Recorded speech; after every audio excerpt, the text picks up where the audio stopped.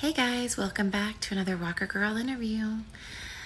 Today's guest, you guessed it right, the one and only Mary Marlowe. Mary, why don't you say hello, just like normally, like hi. Okay, we don't need the whole, your intro, okay? Just, hi, I'm Mary, right? Go ahead, take the floor. On the air with Mary Marlowe.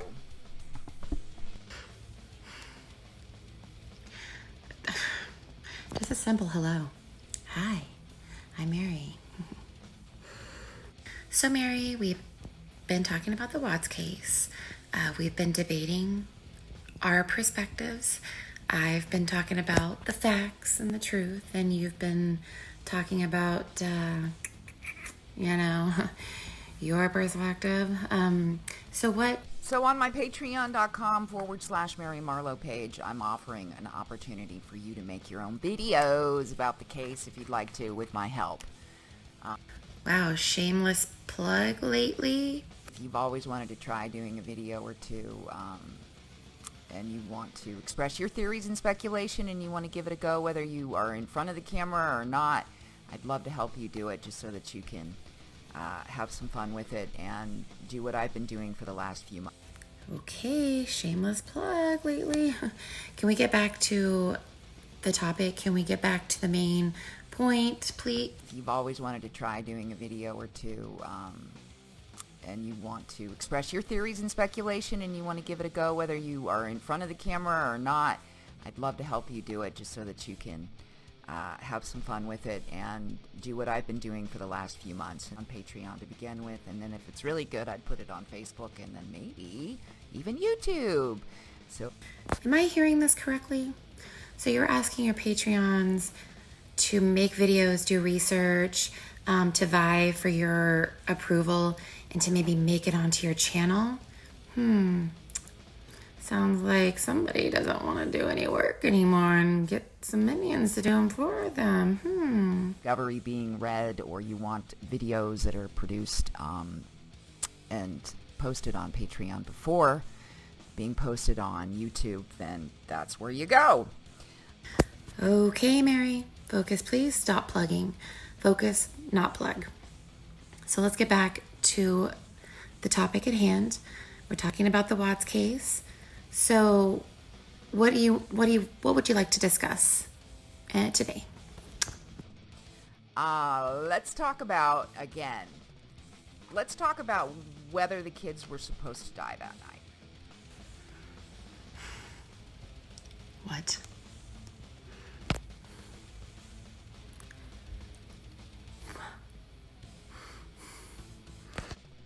And how I've worked it out in my head about how they would have pulled it off if they weren't meant to die.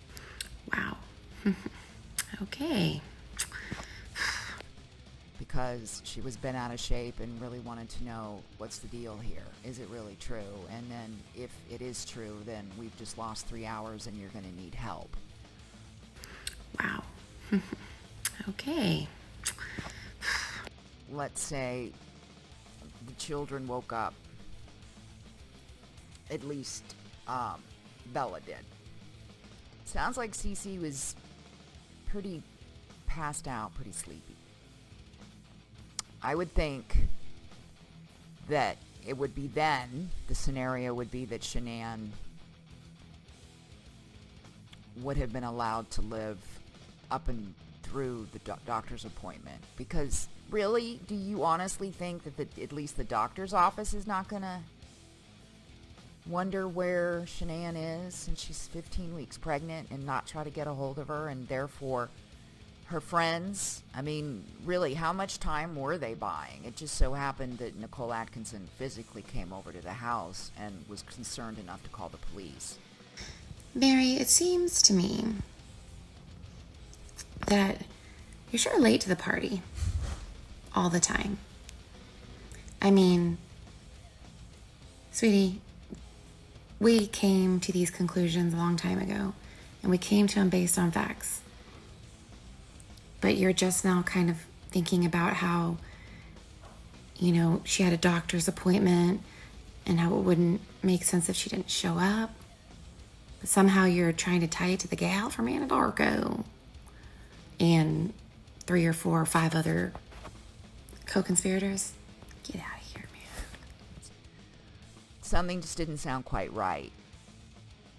And so what if it was that Shanann was going to be able to go to her doctor's appointments and then come home? The kids would have been dropped off at daycare for their first day of daycare, and then whammo, where did Shanann go after the doctor's appointment? Nobody else heard from her.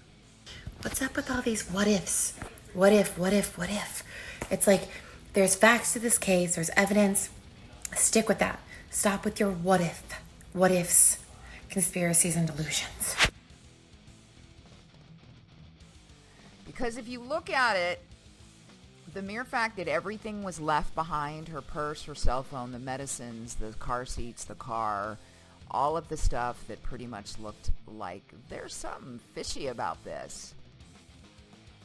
The gloves being, hastily thrown on the floor. Like, I dare to entertain this, but Mary, let's put our thinking cap on. If this was the mob, or if somebody was hired to come in or to do all this, do you think all these loose, really? All of this screams Chris Watts did it alone with his bare hands, not thinking much about the consequences. It's like, sha-la-la-la-la-la, live for today, and don't worry about tomorrow, yeah. Sha-la-la-la-la-la, live for today. Chris, yeah, you're gonna live for today. In prison, the rest of your miserable life.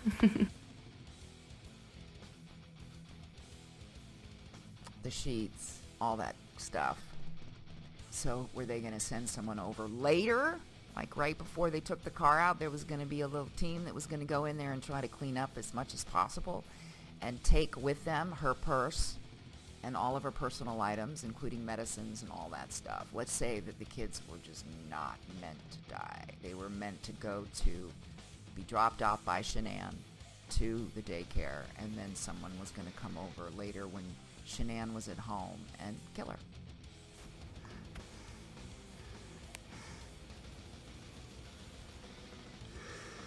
It looked like she came out to confront Chris at the oil field. Now, they wouldn't get as much money if they just used her, but Chris might not have agreed to at all that his kids were meant to lose his life that day. Hence, that's why he says they were my life.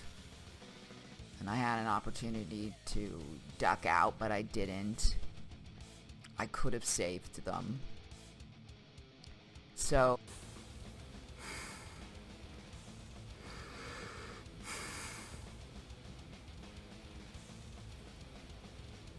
just went sideways, and the kids had to be killed. Therefore, that's why it took forever for Bella to be killed, because I think he just struggled with it. Probably tried to reason with himself. What if she survived, and how would we explain this? And, would she? Yeah. So it was decided that she had to go too. Because I don't even think it was his decision, or he knew that the kids had been put in the oil vats either. I think that was just because they were running late and digging even more of another foot grave. Would have taken too long. So just over there and let's just take them up in there.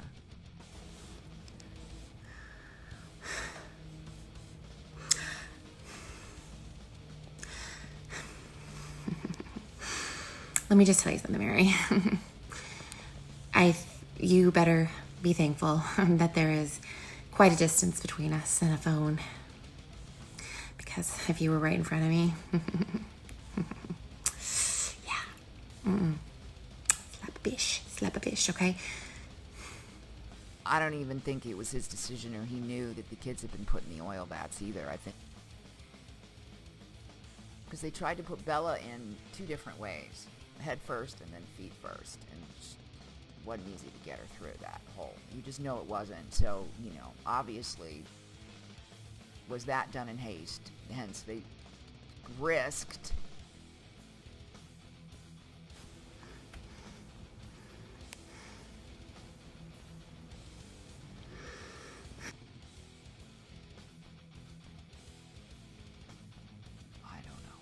But there is a big, huge possibility, the more you think about this and all the angles that are possible, that the kids might not have ended up being a part of the plan, but that was a last-minute thing that at least the gal from Anadarko carried out, although she knew the whole time that she needed to annihilate the kids, because she didn't have any feelings towards them. They weren't her kids. And if she was pregnant with her own, hell no, she wasn't gonna... She wanted all of Chris's attention, and it has to be all about her, just like she behaved. True crime, Mary, is not about what can we come up with in our minds, all these different scenarios, right? And coming up with all these stories in our minds based on no reality, but just our imagination, right? Mary, true crime is about the psychology of why a person could be capable of such a horrendous crime, and the evidence that's based in reality, not in your sick labyrinth, Friday the 13th, Freddy Krueger nightmare. I think Freddy Krueger nightmares would be a respite to your conspiracies. You would only think that he wouldn't want to protect her because she's the one that was responsible for killing the kids, which wasn't in the original plan. So why would he go to the extent? Well, because a lot of other people would go down, not just the gal from Anadarko, and it could be that his family was threatened because the gal from Anadarko made the decision that the kids had to go without really Chris being a part of that plan or knowing of that agenda. I mean, it boggles my mind. I just want to know, what is up? What can you not come to terms with Chris Watts's guiltiness of his solo annihilation of his family? No one else, by himself. Not only do his confessions say so, the evidence says so as well, the facts. But I see that you are just fighting with every ounce of you to think that this man could not have known or had no doing in this, that he just sat back like a little puppy, just like, oh, I can't, I'm not a man, I can't do anything, I can't stand up, I can't protect my family. Like, what?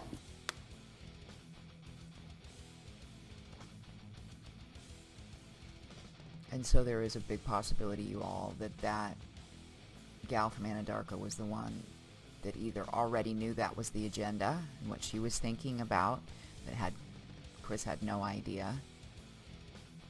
And she was such a control freak and had felt like she had such the power and possibly was feeling superhuman because they were doing stimulants.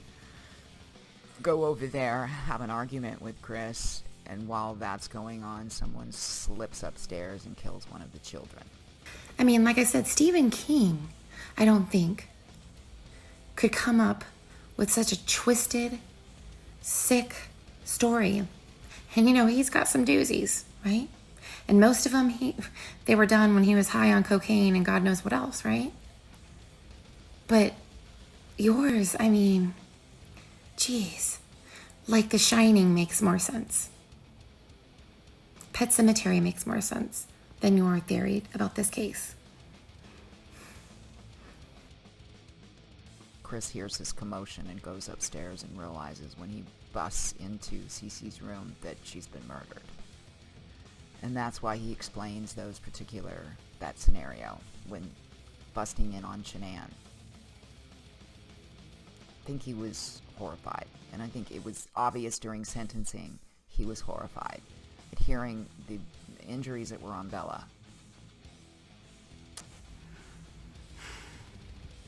What?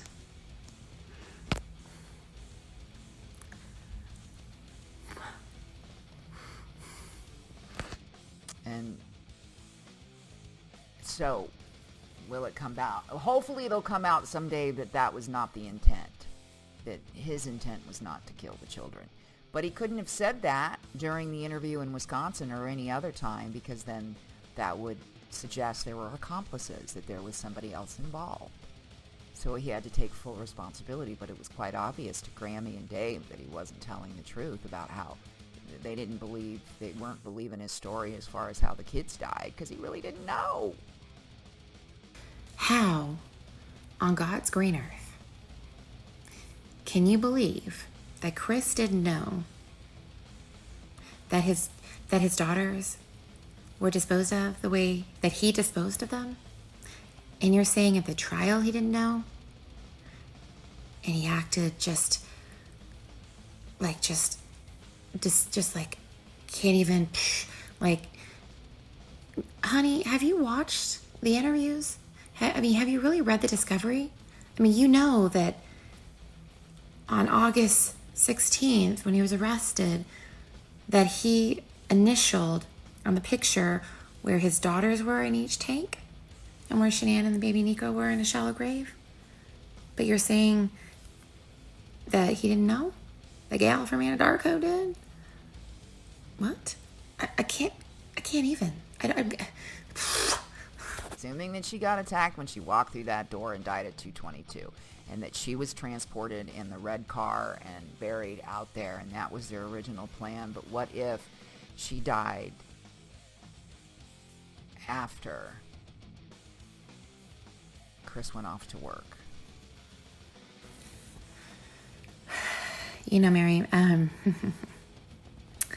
be honest, okay? I'm quite confused.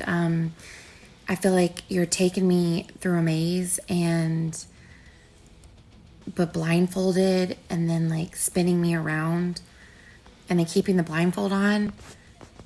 And I'm lost, okay? Nothing is making sense to me.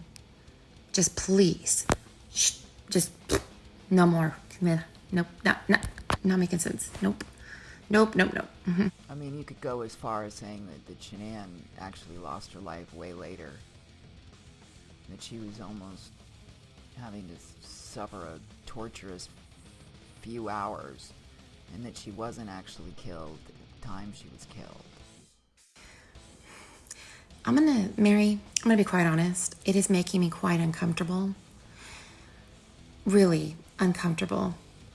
Because just seeing you right now, it's disturbing that it seems like you're getting pleasure from thinking about this in your head. I mean, it's sick. I'm quite disturbed, and I do not feel very comfortable right now. I don't know.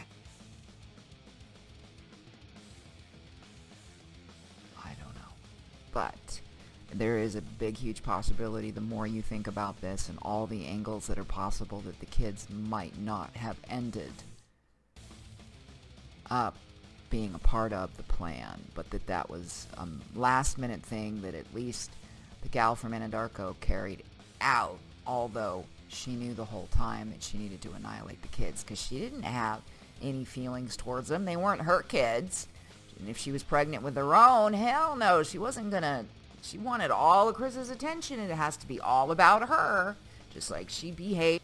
I mean, your whole theory, why, in your mind, would a man not be capable of this, even though throughout history, Scott Peterson, Josh Powell, the list goes on, right? Family annihilators.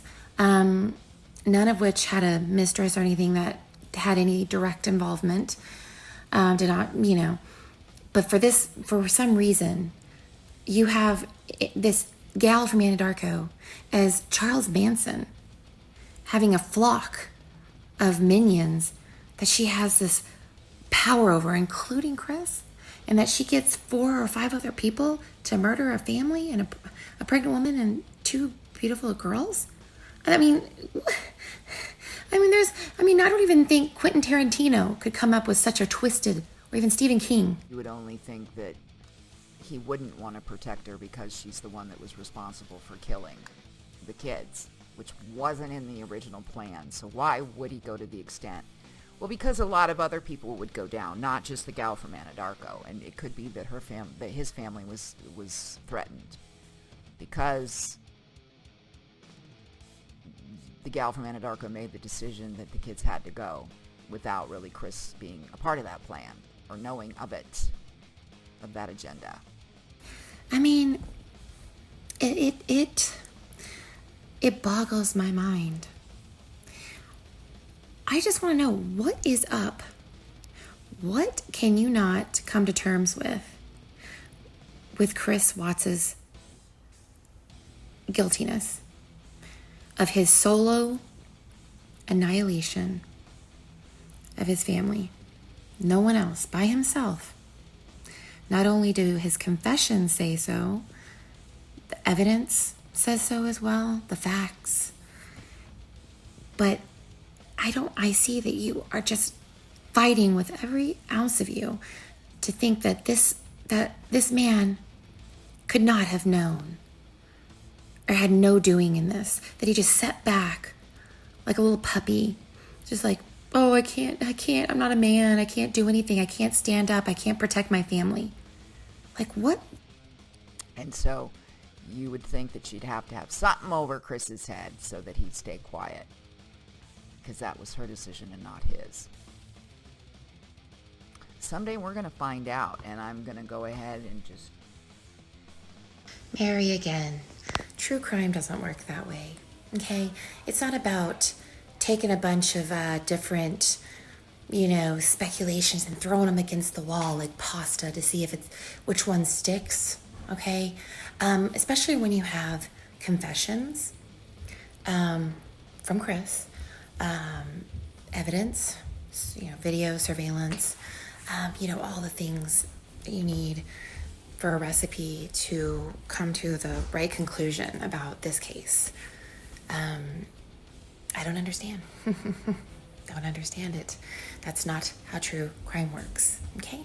I just want to thank you for your support, and the more we have on Team Mary, the louder we can become, and we'll get justice for all of us. At this point now, we're part of the mix that's been affected greatly by this case. Okay.